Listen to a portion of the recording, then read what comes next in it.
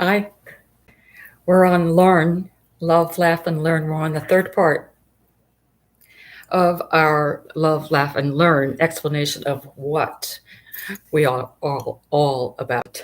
So, love makes the world go round. Laugh keeps us balanced. Laughter keeps us balanced because we don't take ourselves too seriously. That's putting it in a nutshell. And now, learning. Why is learning such an invaluable part of our growth, of our life? Learning means that we are growing, learning something new. It means that we're interested in what's going around us. It means we're observant. It means that we listen. And it means that we ask questions and then listen to the answer. Learning something new every day. It could be you learn how to fix a flat tire. It may be that you learn how to ask for help to fix your flat tire. We have cell phones these days, so things are a lot easier than they used to be. And your phone is a computer in your hand, and you can ask Google, Google,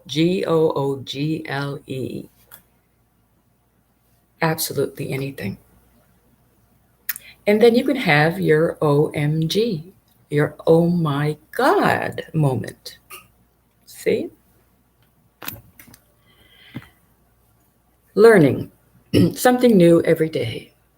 It's not that we want to make that mandatory, but we want to demonstrate how valuable the learning process is to each of us and how it develops us and how we can encourage it.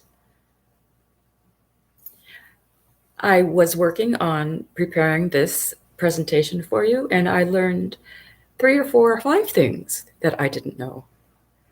Learning is good because it develops our character. It builds confidence. One of the ways that we learn is by reading. And reading relaxes us. Now, I thought that was an interesting cog in the wheel of learning. Now, as far as reading fiction, I've been a big reader all my life, and I have learned many things in fiction while reading fiction that have improved me and have developed my character. Now, I want to tell you a very important line in a very famous book. Jane Eyre wrote a book, and she's the heroine, and Rochester is her boss. She's the nanny for one of his children or his children. And they have a conversation. And they go back and forth, and he's rather impressed with her ability to carry on a conversation. Because remember now, if she's the governess and he's Lord, there is quite a difference then in their class. One's lower, one's higher. And he asks her, how is the furniture upstairs? And of course, she has a very good answer. It's in very good order. Thank you. So, learning ensures that our mental processes, our ability to create, our ability to figure things out is working very well. The furniture upstairs. How is your furniture upstairs? And I learned that from reading Jane Eyre. See, when I was a teenager, and it's with me all this time. Reading books, textbooks, we've all done that at school. So there are 4 methods of learning, and we're going to look at them right now. You cannot see them. This was a test. You can't see them. So visual. Visual means that you like diagrams, charts, pie charts, maps. Auditory means that when you listen to it, when you hear it, you learn it. Now, I think this means that you tend to have a photographic memory, that you can remember the spoken word. The third method of learning is reading and writing. You write, you take notes. So there's a little bit of concrete action going on here. You're listening and then you're writing it down. And then the kinesthetic, this is the other thing I learned, kinesthetic. It is a word that I knew, but not in relation to the learning process. You have to be actively involved. To be learning, you cannot be stationary. And there's a lovely true story about a young girl who was not doing well in class. And she was doing so poorly that the teacher talked to the parents about it. And they were so upset about her C grades when she had been doing well or could do better, they took her to a psychiatrist to see what was the matter here. And he had a little chat with her.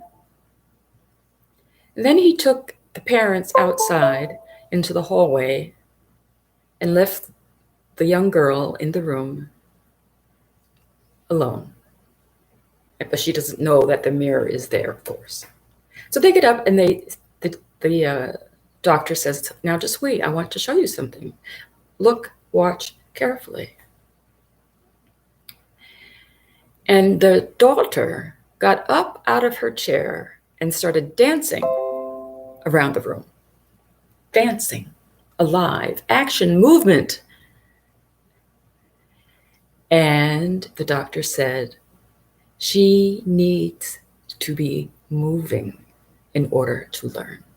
And that's kinesthetic, actually being involved with the learning process.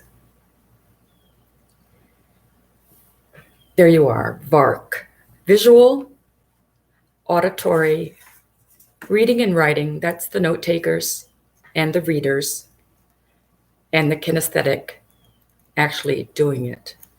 Now, I've heard this explained another way, and that is until you do it, you haven't really learned it. And I think that's true. And the other thing I learned today is that all babies are kinesthetic learners with hands-on, touchy-feely in their mouth. We know this.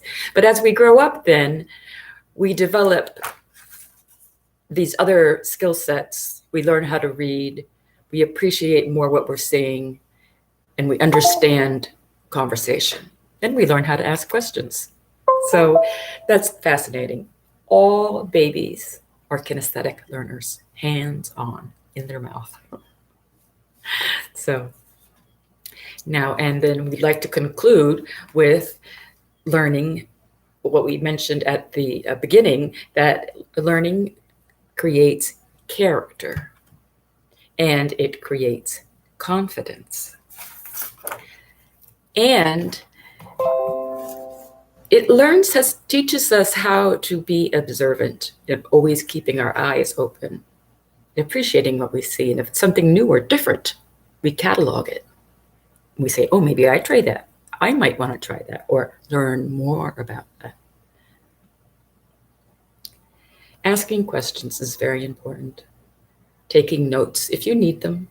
I have notebooks all over the place. I'm a big note taker. See? So you do it your way because your way is custom. Your way is custom. So learning something new builds our character and makes us confident. And it means that we're growing, learning and growing, which means that we're healthy.